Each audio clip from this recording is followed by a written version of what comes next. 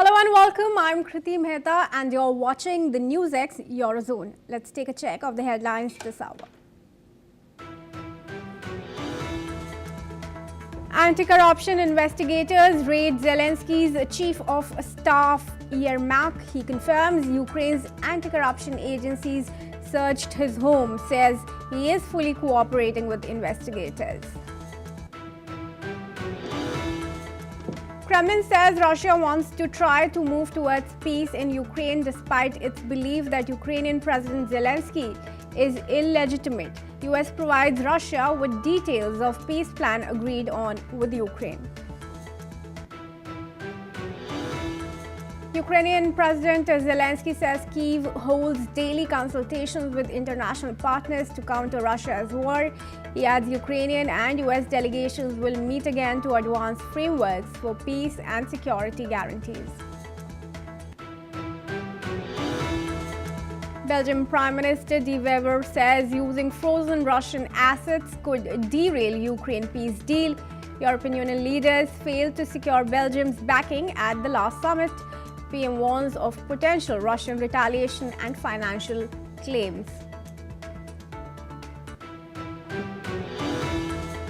Hungarian Prime Minister Viktor Orban says he is going to meet the Russian President Vladimir Putin Friday in Moscow for energy talks. Hungary, which is the Kremlin's closest ally in the European Union, still depends heavily on Russian gas and oil imports. German President Frank-Walter Steinmeier says he will visit Guernica, the Basque town devastated by a Nazi air raid during Spain's civil war, in one of the first modern air bombings of civilians. Israeli authorities review a deadly incident in Jenin, the West Bank, where IDF soldiers shot 2 men following surrender. Palestine condemns the killings as war crimes. European Union has called for a swift return to constitutional order in Guinea-Bissau and the resumption of the interrupted electoral process following a military coup.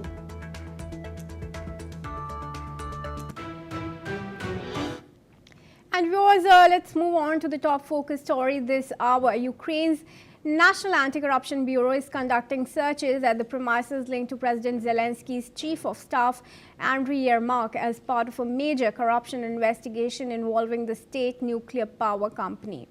Yermak is a powerful figure in Ukraine and is also a key participant in peace talks with the United States.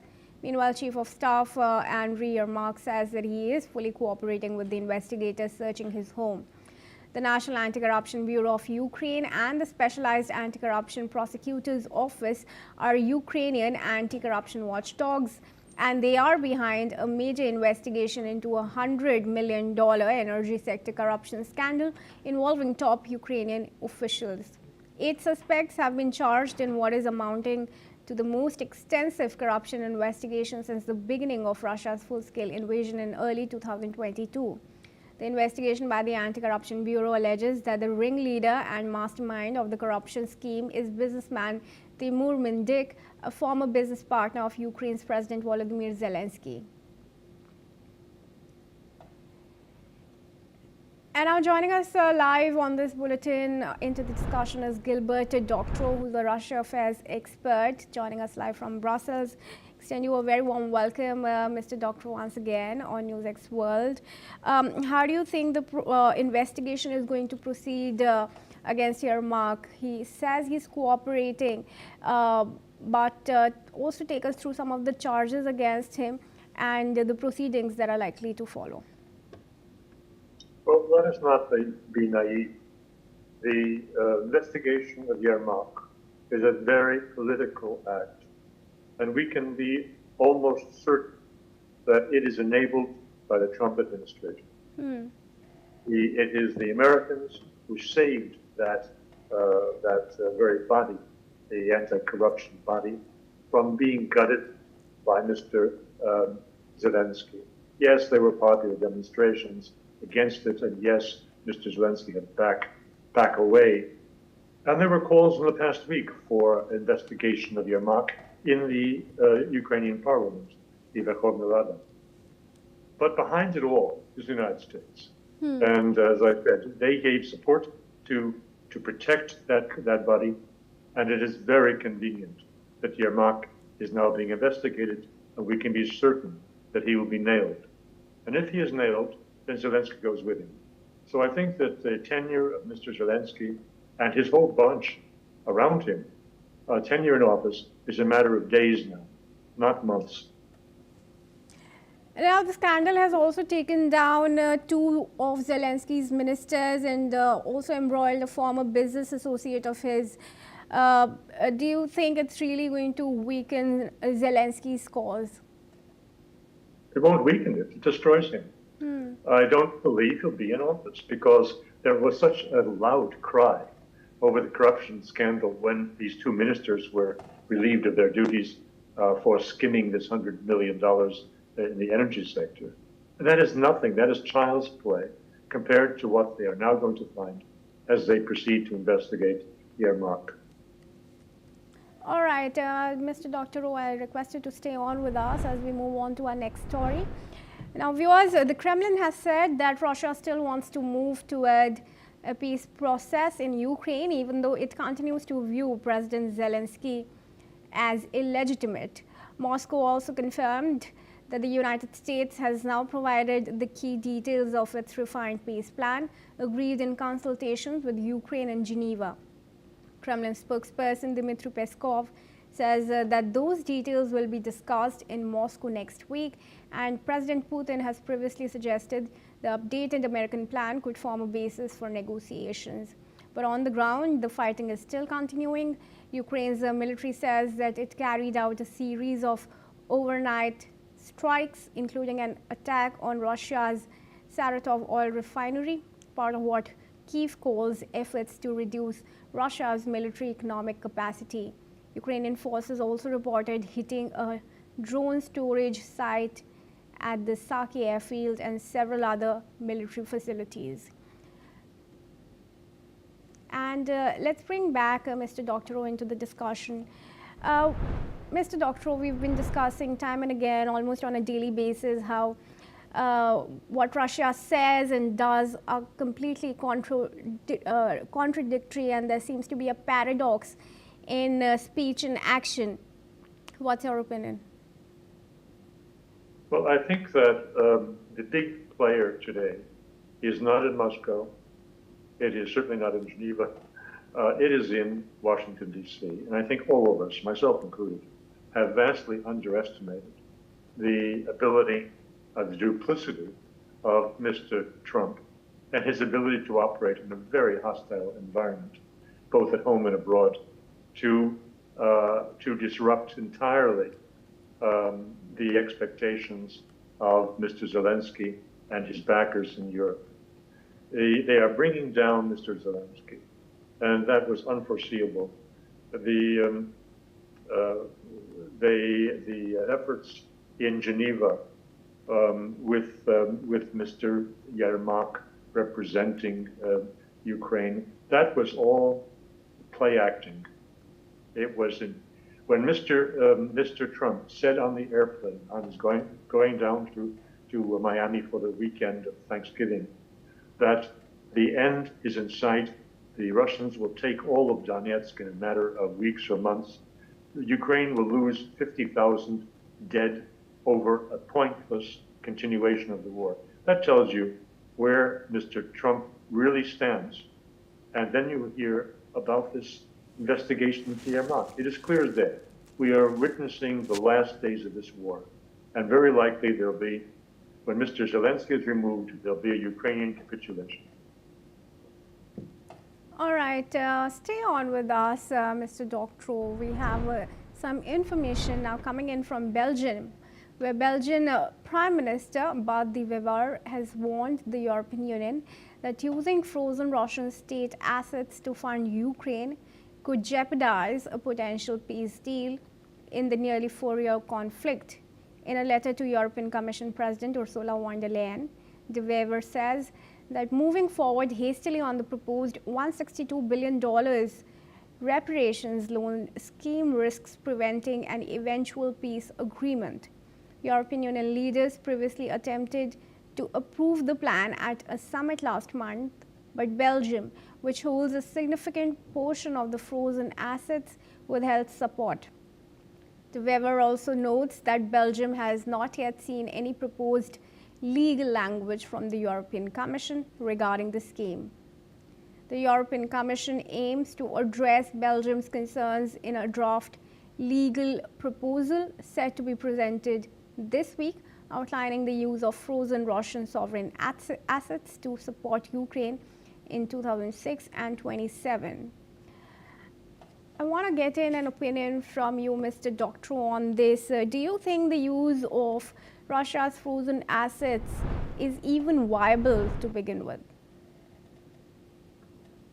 There has an attempt by the European Commission, headed by von der Leyen, to disguise essentially the confiscation of those assets by calling it a reparation loan and using these funds only as collateral. The Belgians understood the risks involved. Euroclear management also underlined the risks involved, since this is essentially transparent confiscation and it is illegal under international law. The risk to Belgium would be Russians would take them to court, would win in court, and Belgium would face a liability equal to 1/3 of its annual GDP. That, of course, in Belgium is totally unacceptable. This was the original argumentation that Mr. De Wever used. And yet, Madame von der Leyen, who is desperate to apply that fund, $145 billion, euros, in the loan to Ukraine, which European countries themselves do not want to put up out of their taxpayer money. She was desperate to break down Mr. De Wever and to persuade him that the rest of the European Union will go along and provide the guarantees that he has requested. That is only her say-so. There is no evidence that the European 27 countries are willing to do that. But this is not the new development. What is stunning and shows unexpected and remarkable bravery of Mr. De Wever is the point that you've made at the start of this discussion. His introduction of a totally new issue in his refusal to go along with this scheme, and that is that taking this money would be essentially damaging the chances of success for the ongoing peace talks. That is exactly what Madame von der Leyen wants.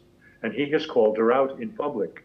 That took bravery, considering that 24 out of 27 European member state heads of government are not particularly brave. They are totally conformist. It was exceptional that this little country of 12 million people in a European Union of 450 million people is holding up the train, and holding it up for very good reason. Mr. De Wever is in unusually good position to show this bravery, because this week was a very good week for him and for Belgium. He passed the 2026 state budget for Belgium 1 month before it's due, and including important reforms to pension law, to unemployment compensation, and other social benefits that are highly contested and highly resented by the labor unions. And we had on Wednesday the biggest general strike in Belgium since the 1980s. And he won. Mr. De Wever won. He passed reforms that have been kicked down the road for 20 years. He has done what Mr. Macron in France could not do. And so with this unusual strength, he has proceeded to challenge directly von der Leyen. Remarkable day. But essentially, we also saw how without Belgium's backing, Europe will not be able to move forward on von der Leyen's proposal. Do you think it's possible that the European Union could go ahead without Belgium's backing at all? Impossible. This is the property of Euroclear, which is in the Belgian jurisdiction. So the notion that you could reach over Belgium and take the money is excluded totally. The point is that there are alternatives, and Madam von der Leyen mentioned 3 possibilities when she spoke a week ago. One of them is raised by Mr. De Wever. Well, if you want to do this, you want to support Ukraine, then let's have a mutualized loan that is all member states of the European Union participate in it according to their financial wealth and population. And we will put up 45 billion to keep Ukraine afloat for 1 more year. That is what he's proposed. But he knows very well that the European Union member states do not want to do that. Germany is against any mutual loans. And in general, the European Union does not want to attack taxpayer funds to finance Ukraine. That was the whole charm of stealing the Russians' state assets. The European taxpayers wouldn't be paying, so they thought. In any case, this means there will be essentially no money from Europe of any significance going to Ukraine, which hastens the capitulation that we spoke about a few moments ago. All right. Well, I thank you, Gilbert Doctorow, for joining us for now on NewsX World, and we hope to see you again. Viewers, with that, we move on. Now, Hungarian Prime Minister Viktor Orban has said that he is going to meet the Russian President Vladimir Putin in Moscow for energy talks. Hungary is the closest ally of Kremlin in the European Union, as it is still heavily dependent on Russian gas and oil imports, despite sanctions after Russia invaded Ukraine in 2022. Now, Orban has also said that he is going there to ensure Hungary's energy supply is secured for the winter and the following year at an affordable price. However, Orban has claimed that Hungary has the lowest energy price in Europe, thanks to its access to Russian gas and oil, which is cheap relative to international price levels. Since returning to power in 2010, Orban has met Putin 15 times, and this will be their 4th meeting since the start of the Russia-Ukraine war. And we now want to welcome Sander van Hoorne, who is a former European Union correspondent, joining us live from Amsterdam in Netherlands. I extend you a very warm welcome and thank you for joining us here at NewsX World. Could you primarily first help us understand Viktor's visit to Moscow? Of course, he's emphasized how it continues to benefit from the cheap Russian oil and gas prices. This has also been the case with other countries, including India, who maintain that they get the best deal from Russia as far as oil import is concerned. And that's also the line that Hungary now follows. What's your comment? Well, Orban has multiple reasons to keep using Russian oil. One is strategic, not being too dependent on the European Union and being the thorn in the side of the European Union, so it benefits his negotiation position in the side of the EU. But it also has a very practical reason, especially when it comes down to the use of Russian crude oil. It's not only where the pipes are that transport the oil, because that you can do in another way. You can build new pipes leading west instead of east, but it's also the oil refineries in Hungary that are tweaked to use the specific compounds of the Russian oil. So that makes it still dependent on Russian oil. And that's also the reason that the EU has looked away time and again at the usage of Russian oil by Hungary, because they know that it cannot be changed overnight, this dependency on the specific mix of Russian oil. All right, absolutely. And don't you think that Orban's stance here is rather courageous, given the fact that this is a rare journey by an European Union leader during the ongoing conflict in Ukraine? Yeah, and that's a role that Orban likes to play. And he's also, of course, eyeing his re-election next year, the elections in Hungary that are bound to be exciting. He is not sure of his win, so he wants to be seen as a statement. And that's also the reason that he will not only talk energy with Vladimir Putin, but also the peace in Ukraine. There was talks a while ago on a peace summit, direct meeting between Zelensky, Trump and Putin in Budapest, the capital of Hungary. That plan did not come to fruition, but that's a win that Orban still wants to have. So whenever there is a meeting, whenever there is a peace plan ready to be signed, he wants it to happen in Hungary. And that's for sure something they will talk about. But I think, and that's also the analysis of a lot of other people, that the 28-point Trump plan is not quite there yet. Do you think that this move also risks him sanctions from the US? Well, he has talked, of course, with his close friends by now, the US President Donald Trump, who has threatened sanctions on countries like India, like Hungary, that continue to use Russian oil. But Orban has seemed to be able to get an exemption from that rule. So he has some leeway from Donald Trump, as he has from the European Union, to continue using Russian oil. And that's like the practical side of it. There's the symbolic side of it, of course, that you don't want to be dependent on Russia, looking from a European or an American perspective. And that's again, the role that Orban likes to play. He likes to be in the middle, being able to play both sides to his advantage. And that's how many people view the visit to Moscow. He has been there for the last 15 years on average every year, to the chagrin, to the frowned eyes in Brussels, of course, where they see Orban operating alone. But he is a EU member state, and as such, he gives Russia the opportunity to use that to its advantage. They have a friend inside of the European Union. Russia likes that. Orban likes to play that role, and in Brussels, they really do not like that. All right, thank you, Sana, for joining us here at NewsX World. And with that, viewers, let's shift our focus to news from Germany, where German President Frank-Walter Steinmeier will become the first German head of a state to visit Guernica, the Basque town devastated by a Nazi air raid during Spain's civil war, in one of the first modern air bombings of civilians. Now, Steinmeier, accompanied by Spain's King Philippe VI and Basque Regional President Emmanuel Pradales, will lay a wreath at a cemetery housing a mausoleum built in 1973 for hundreds of victims of the bombings.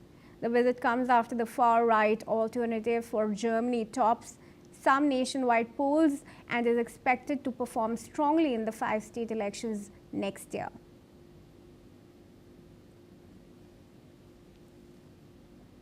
And that's a wrap on the NewsX Eurozone, but do keep watching NewsX World for more international updates from across the world.